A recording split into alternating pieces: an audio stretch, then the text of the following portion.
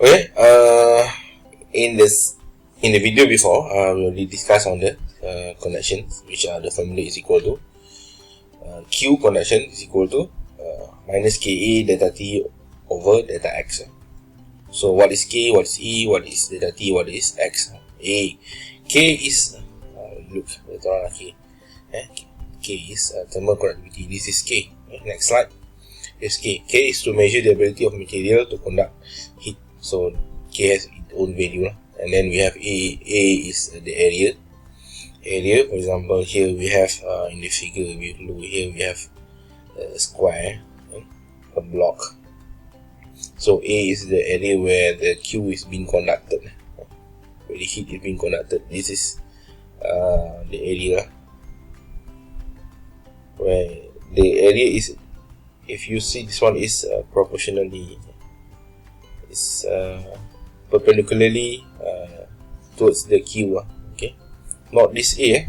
This also we have here. We have L times H is also A, but not this A, and not the above A, not the left or right wing A's, and not the below A. So we have, this is A where heat is being conducted. For example, here this is Q is going there.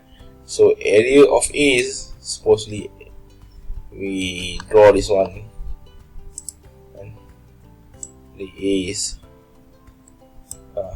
Q is there. Then we have here the area is over there, yeah. So, and then we have a negative signs. Negative signs is to ensure that heat in the positive x directions is equal quantity. So this is why we have a negative sign.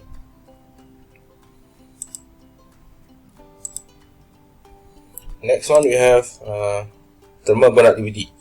Right, thermal conductivity is the rate of heat transfer through unit thickness of material per unit area temperature difference. Okay, so this is how it been experiment to find the value of K. So L over A delta T times Q. We have value of Q.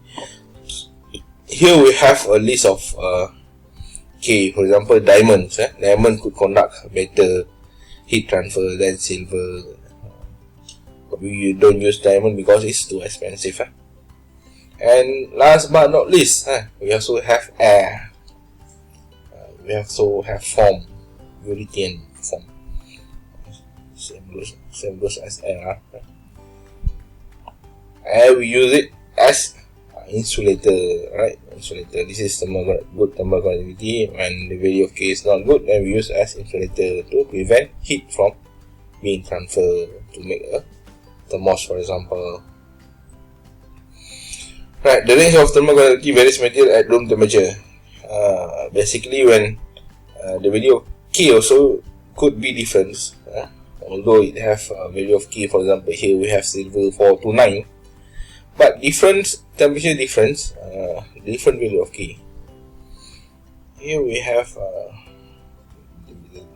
I'm not sure whether it show or not. Yeah. Here you have silver, copper, pure metal, and iron. The value of K could be vary from the, here we could not vary from the 100 or 300 down to 10K. This is just a figure of it. Okay. So I'm not sure what are the temperatures. So let's have a look. It has later a good table.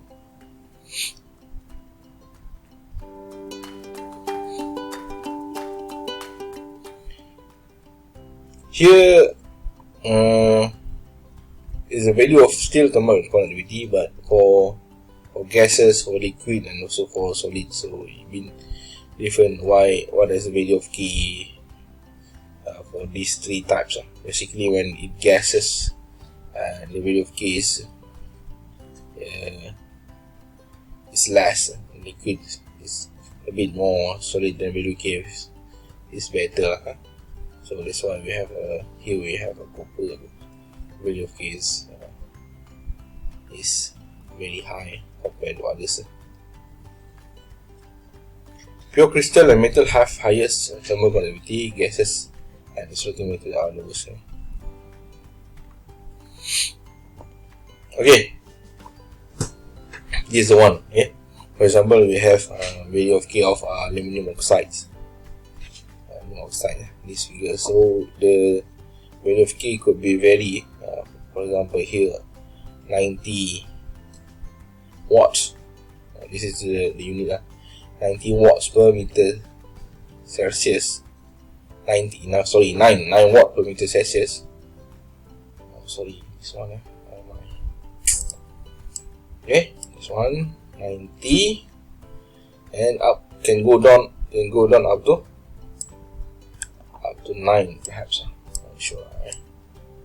9 up to 90. So this is for aluminum oxide. 9 where when the temperature is 1400 Kelvin. 90 when the temperature is 200 Kelvin. So this the thermal conductivity could be different when the different temperature. Okay. Thermal diffusion. Right, thermal diffusion is actually the heat conduction over heat storage. Okay, this is thermal diffusion. Thermal diffusion for some material in room temperature, we have here is silver, copper, and so on, ice. Basically, when material that has high thermal conductivity, and also will have high thermal diffusivity. So high K means high alpha. So the large thermal diffuse, the faster the propagate of heat into the medium. This is what thermal diffusion. Actually, we don't play lots with this thermal diffusions. Okay, here is an example that you need to submit. Okay, you need to submit all the answers. So this is exercise number 1. We have a cylinders of resistor. On the circuit board dissipates 0.6 watt of power. So we have 0.6 watts. The amount of heat dissipated in 24 hours. The heat flux and the fraction of heat dissipated from the top and the bottom surface are to be calculated. Given the meter equal to 0.4, line equal to 1.5. So please try to find the heat flux and also try to find the amount of heat. Try to find the amount of Q.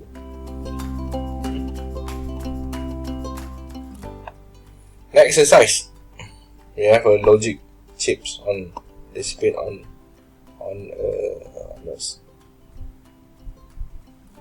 a chip. We have Q here equal to 3 watt. Q dot equal to 3 watt. The amount of heat dissipated in 8 hours, and then heat flux on the surface and the chip is 3 kg. Okay, exercise number 3, 4, and 5. Right, thank you.